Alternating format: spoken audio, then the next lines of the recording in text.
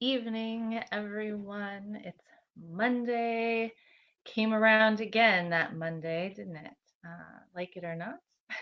So that means we have a Facebook Live to spend together, though. So that's exciting, at least, right? Hopefully, it's a positive part of your Monday and not a negative part that, here she comes around again. But anyway, I am here.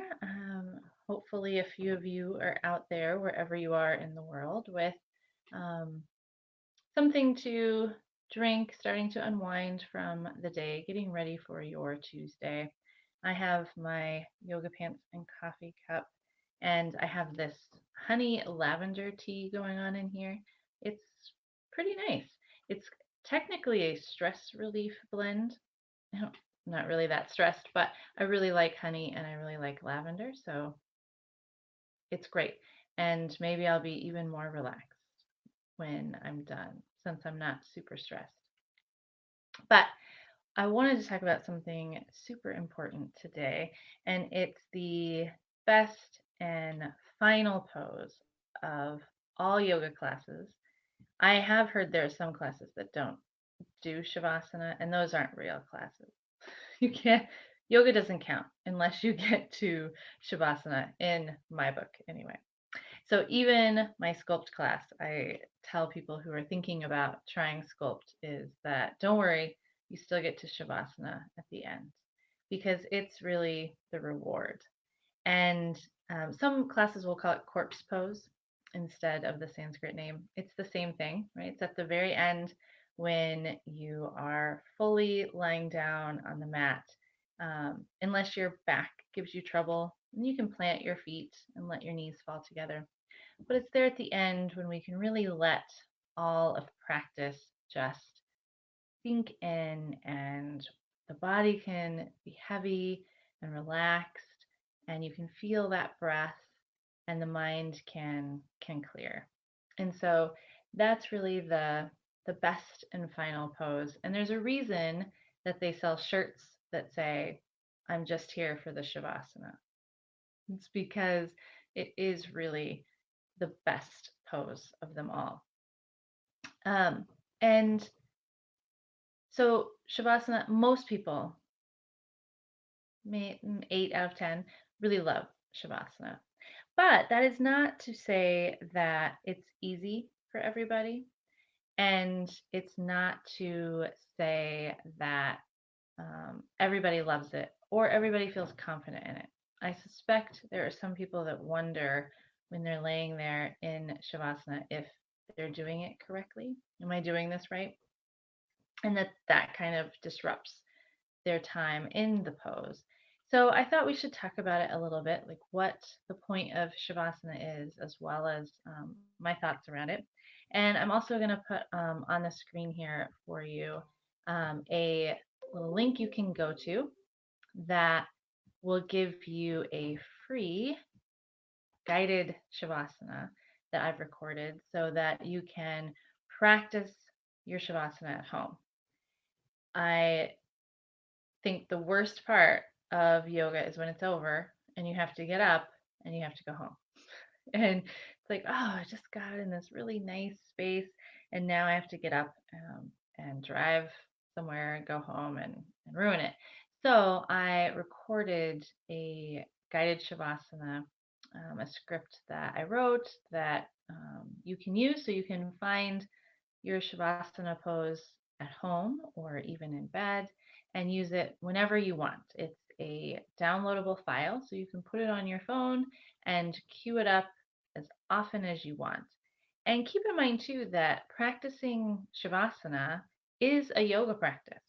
You do not need to do 30, 45, 60 minutes of yoga beforehand. You can if you want to, but just lying down, settling in, closing your eyes, and doing Shavasana, whether it's guided by me or someone else, or just by yourself, leading yourself kind of through a mental relaxation.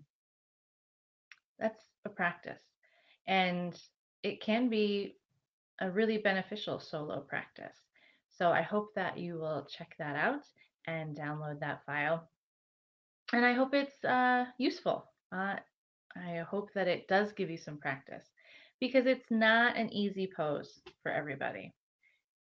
When you're in Shavasana and your eyes are closed, you are really turning inward. And sometimes we don't want to do that. It's maybe not the friendliest of places for us. Or we might be worried in a public setting what might bubble up for us if there's things we're working through and healing from. And so it can be hard to really let yourself find that inward facing Shavasana and really focus on the breath and release and let go, because then you might let go. And that can be difficult for people. And so some people fight Shavasana because they don't really want that. And there's another piece of Shavasana too, that it can be hard by yourself. If you download this file and you practice Shavasana at home, it can be hard that way. And it can additionally be a whole other layer of hard when you're in a public class and you're surrounded by other yogis. And so I never take it for granted that people are willing to come and share their yoga practice and share their Shavasana at the end with not just me, but with all of the members of the community, because it can be a very vulnerable moment.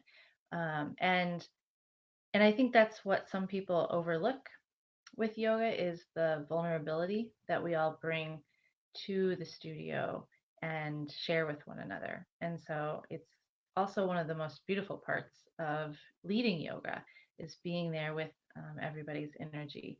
But that can be overwhelming or intimidating or difficult. And so there are people in class who fight Shavasana, and they um, kind of wait for it to be over or want it to be over. And there are some people who, if they're doing videos at home, they'll skip Shavasana altogether. The yoga instructor will cue Shavasana and they'll shut the video off and get on with their day, because they wanted the stretch, they wanted the workout, but they don't need that other stuff. And in my view, you're missing the best part. It's the reward.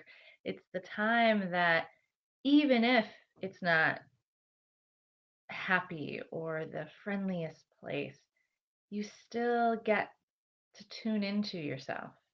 And the more you can practice doing that, it's okay if you uncover something that is difficult or uncomfortable or sad. Maybe it's finally time to let it go in that Shavasana, and becoming comfortable with yourself enough to allow that to happen in Shavasana. It doesn't happen overnight, it takes practice, but it can be the best, very, very best part of the practice, because that's what yoga really is. It's a way of living and trying to know ourselves better and live in the world better. And so the more we can love ourselves, the easier that becomes, in theory, right? And I am no master of this. I am practicing right there along with everybody else.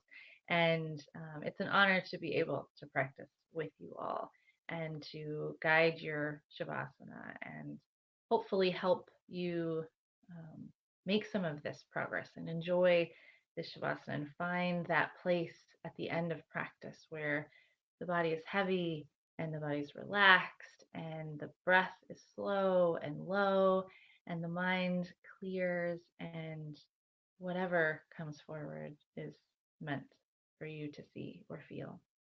So, again, Shavasana, I have come to love it, and a lot of people do. But if you are one that does not, or you are one that does, great. We should all just keep practicing our Shavasana.